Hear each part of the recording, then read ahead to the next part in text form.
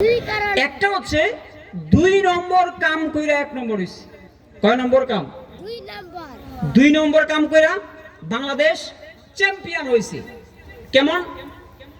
যেমন বাজেট হয় metric ton, MP 5 ton, chairman 5 মন, মেম্বার ও কেজি, নেতারা 5 পোয়া, আর আমরা জনগণ 5 মোয়া। ঠিক কিনা বলেন?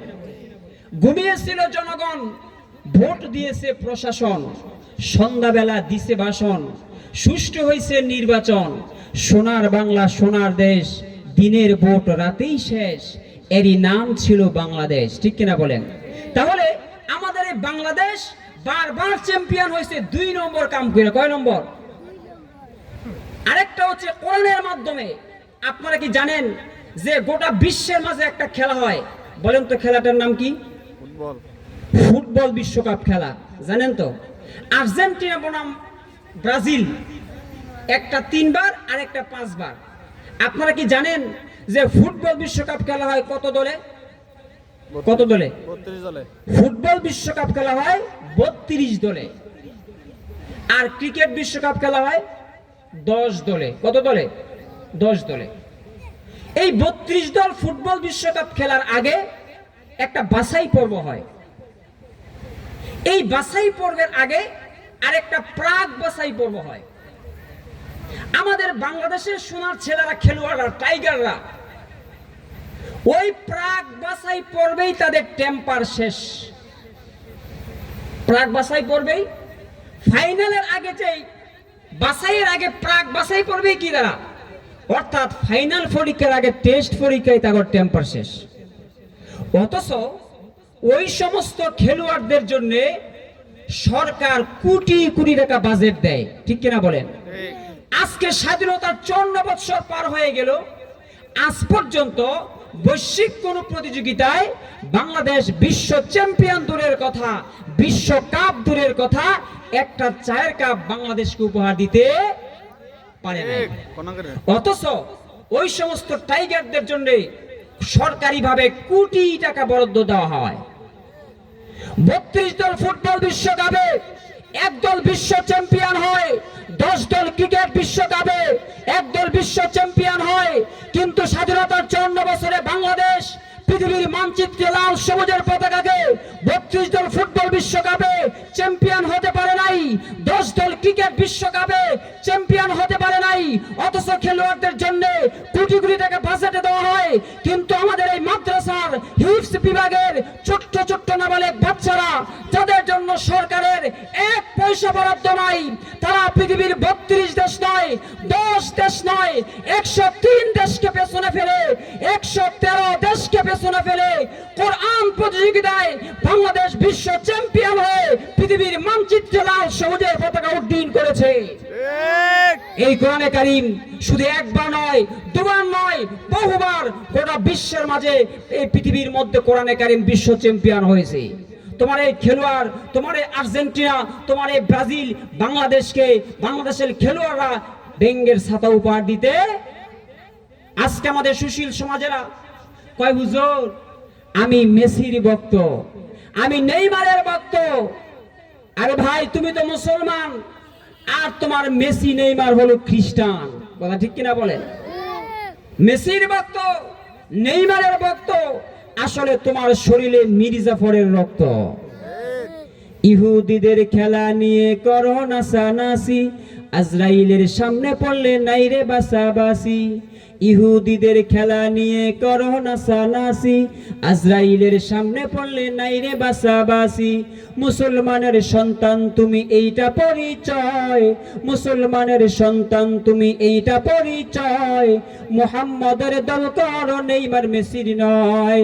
তামিম ইকবাল ছক্কা মারলে সারা বিশ্বে খবর হয়, কেউ দেখে না কোরআন পড়ে হাফেজ করলো বিশ্বজয়।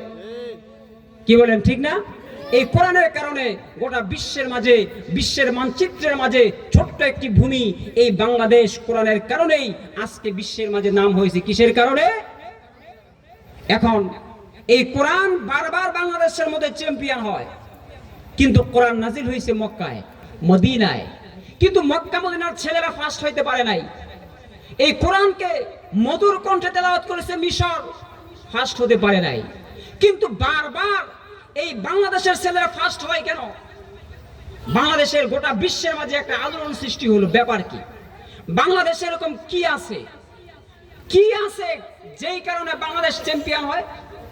এখন গোটা বিশ্ব থেকে বৈঠক করে একদল পর্যটক বাংলাদেশে আসলো দেখার জন্য যে কি কারণে এই বাংলার ছেলেরা, এই গরিবের ছেলেরা, যার মা নাই বাপ নাই, এতিম ছেলেরা বারবার হাফেজে কোরআনরা বিশ্ব চ্যাম্পিয়ন হয়। কারণটা কি? এই পর্যটক তারা আসলো ঢাকা বিশ্ববিদ্যালয়ে। তারা বিশ্ববিদ্যালয়ের গেটের সামনে দাঁড়ায়, দেখে এই বিশ্ববিদ্যালয়ের গেট খোলে সকাল 10টায়। কয়টায়? আবার কেনা নিয়ে দারুয়ানে আবার 4টা বাজে বন্ধ করে। শুরু হয় কয়টায়? সকাল। আপনারা কি আমার সাথে রাগ নাকি? খোলে কয়টায়? সকাল 10টায়, আবার বন্ধ করে। এবার তারা সরকারি যত অফিস আদালত আছে, সংসদ ভবন থেকে শুরু করে, সে দেখে সকলের একই অবস্থা।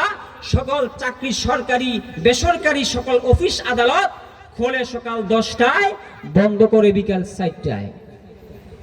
আপনারা জানেন যে বর্তমানে সরকারি প্রাথমিক বিদ্যালয়ে বাচ্চারা কম আসে, ছাত্রদের সংখ্যা কম। এই জন্য বর্তমান এই যে তত্ত্বাবধায়ক সরকার বাচ্চাদেরকে খাবারের ব্যবস্থা করছে। জানেন আপনারা? প্রত্যেক দিন বাচ্চাদেরকে ডিম দেয়, রুটি দেয়, দুধ দেয়, বিস্কুট দেয় ইত্যাদি দিয়ে ছাত্র সংখ্যা বাড়ায়। 2027 সাল ডিসেম্বর মাস পর্যন্ত, 2027 সাল 25, 26, 27, এই 27 সাল পর্যন্ত সমস্ত প্রাইমারি 1 থেকে 5 পর্যন্ত সমস্ত ছাত্রদেরকে তারা খাবার বিতরণ করতেছে। কেন করবে? যাতে ছাত্র সংখ্যা বাড়ে। কিসের জন্য? এখন ওই পর্যটক তারা বাংলাদেশের বিভিন্ন জায়গা পর্যালোচনা করে দেখলো যে বাংলাদেশের সমস্ত প্রতিষ্ঠানগুলি তারা সকালবেলা খোলে, আবার বিকেল বেলা তালা দেয়। এবার সমস্ত পর্যটকেরা বাংলাদেশের কওমি মাদ্রাসায় আসলো। হাফেজে কোরআন যেখানে কোরআন তেলাওয়াত করা হয়, ওই মাদ্রাসার বারান্দার মধ্যে সারা দিন তারা পাহারা দেয়। তারা শুধু একটা জিনিস রসদ গঠন করতে চায়, ওই মাদ্রাসায় এরকম কি মেডেল আছে, এরকম কি সম্পদ আছে যে ছাত্ররা বারবার চ্যাম্পিয়ন হয়। এবার পর্যটক লক্ষ্য করে দেখলো এই মাদ্রাসার মধ্যে ক্লাস শুরু হয় রাত 3টায়, আবার শেষ হয় পরের দিন রাত 10টায়। কি মনে করেছেন আপনারা? সরকারি চাকরি আর দরকারি চাকরি।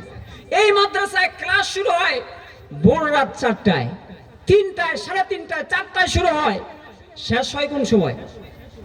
এরপরের দিন রাত 10টায়।